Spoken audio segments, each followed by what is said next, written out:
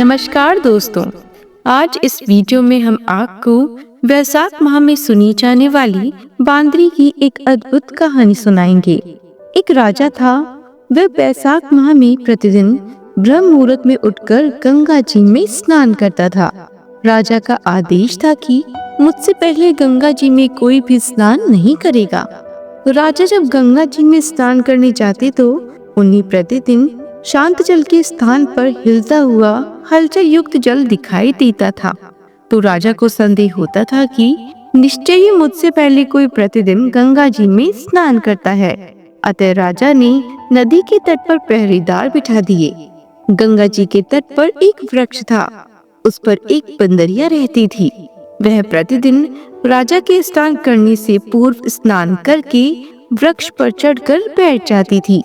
इस प्रकार होते होते पूरा वैशाख माह व्यतीत हो गया, किंतु अंतिम दिन राजा के सिपाही ने देख लिया और उस बंदरिया को पकड़कर राजा के पास ले गए और कहा, ये बंदरिया आपसे पूर्व प्रतिदिन गंगा जी में स्नान करती थी। उधर राजा की प्रतिज्ञा थी कि यदि कोई भी स्त्री मुझसे पूर्व स्नान करती होगी तो मैं उससे विवाह कर लूंगा। इसलिए राजा को बंदरिया के साथ विवाह करना ही पड़ा। वैशाख स्नान के पुण्य से बंदरिया के गर्भ ठहर गया। 9 माह पूर्ण होने पर बंदरिया ने राजा से पूछा, शिशु जन्म के समय मुझे क्या करना चाहिए? तब राजा ने महल में एक घंटी लगवा दी और बंदरिया से कहा, जब तुम्हें दर्द हो तो उसे बजा देना, मैं संपूर्ण प्रबंध कर दूंगा। राजा की अन्य रानियां भी थी, उनकी कोई संतान नहीं थी। बंदरिया को गर्भ है, यह समाचार जानकर अन्य रानियां मन ही मन बंदरिया से ईर्ष्या करने लगी और भावी संतान का नाश करने हेतु विभिन्न योजनाएं बनाने लगी। घंटी लगी देखकर एक रानी ने बंदरिया से इसका कारण पूछा। बंदरिया ने संपूर्ण वृत्तांत बता दिया। रानी ने बहकाया कि एक बार घंटी बजाकर देख तो लो कि राजा आते हैं या नहीं। बंदरिया ने घंटी बजाई तो राजा दौड़े दौड़े महल में आए और घंटी बजाने का कारण पूछा। इस पर बंदरिया ने उत्तर दिया, मैंने तो रानियों के कहने पर घंटी बजाई थी। तब रानियों ने राजा से कहा, यह तो पशु है और न जाने कितनी बार घंटी बजाएगी। इस प्रकार कहकर उन्होंने घंटी को हटवा दिया। कुछ दिनों बाद बंदरिया के शिशु जन्म का समय आया तो उसने अन्य रानियों से पूछा, मैं क्या करूं? तब रानी ने कहा, तुम आंखों पर पट्टी बांधकर सो जाओ। बंदरिया के वैशाख माह के स्नान के पुण्य प्रताप से उसके एक सुंदर पुत्र का जन्म हुआ। शिशु के जन्म होते ही उसके रोने से पूर्व ही रानियों ने उसे एक टोकरी में रखकर दासी को दे दिया और आदेश दिया, इसे नदी में बहा कराओ, और उस शिशु के स्थान पर एक पत्थर रख दिया।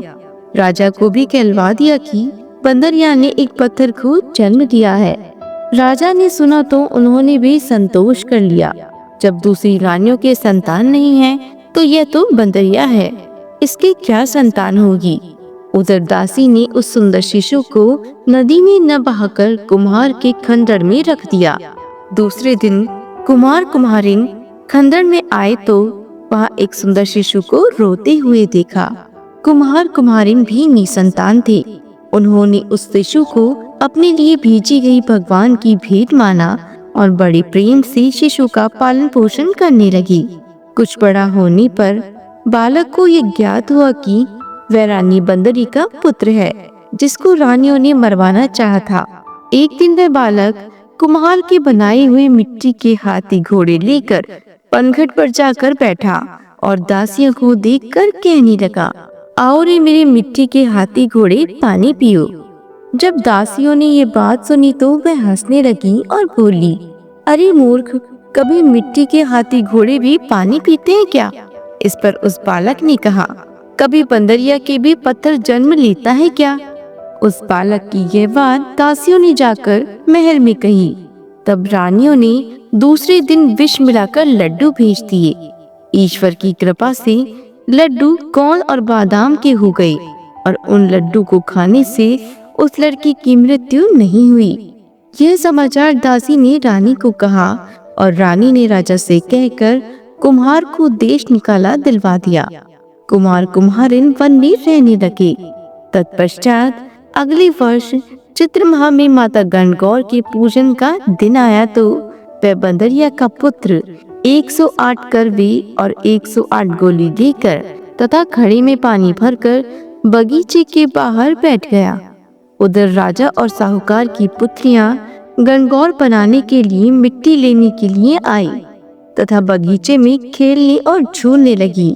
इस कारण कुछ समय बाद उन्हें प्यास लगी। तब उन्होंने उस बंदरिया के पुत्र से जल पिलाने के लिए कहा तो उस बालक ने उत्तर दिया, मेरे पास एक गोली है, उसे खाते जाओ और मेरी चारों ओर फेरे लगाती जाओ, तब मैं तुम्हें जल पिलाऊंगा। इस पर पहले तो कन्याओं ने मना किया, किंतु प्यास तीव्र होने के कारण मान गई। इस प्रकार गोली खाने और उस युवक के साथ फेरे लेने से वह गर्भवती हो गई। बाद में जब उनके माता पिता को यह ज्ञात हुआ तो वह सभी कुम्हार के पास आए और संपूर्ण वृत्तांत सुनाया तथा कहा कि तेरे पुत्र ने हमारी कन्याओं से विवाह किया है, अब तुम्हें इन्हें अपने पास रखना होगा। तब कुम्हार ने निर्धन होने के कारण असमर्थता व्यक्त की।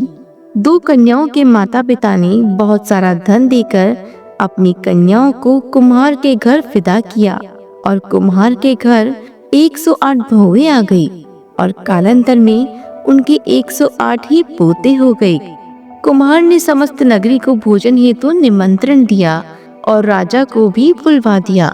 राजा के यहाँ से रानी बंदरिया के अतिरिक्त सब भोजन हेतु पधारे। तब राजकुमार राजा की आज्ञा लेकर बंदरिया को लेने रथ पालकी लेकर गया और लाकर सभा में सबसे ऊंचे स्वर्ण आसन पर बिठाया। राजकुमार ने अपने सभी पत्नियों को समझा दिया था कि बंदरिया मुझे जन्म देने वाली माता है। एक एक बहू रानी बंदरिया के चरण स्पर्श करती गई और एक एक सोने का सिक्का और पोते को गोद में देती गई। जब राजा और अन्य रानियों ने यह सब देखा तो कुम्हार के पुत्र से इसका कारण पूछा। रानियों को तो संदेह होने लगा कि यह अवश्य बंदरिया का पुत्र है। इसलिए रानियां रूठ कर राजा को कहने लगी कि कुम्हार के पुत्र ने हमारा अपमान किया है और बंदरिया का सम्मान किया है, अतः हम लौट कर जा रही हैं। इधर राजा को पुत्र के जन्म का संपूर्ण रहस्य ज्ञात हो गया था, इसलिए उन्होंने रानियों को देश निकाला दिया और अपने सभी पुत्रवधू एवं पौत्रों को लेकर महल में आया और राजकुमार का राज तिलक हुआ।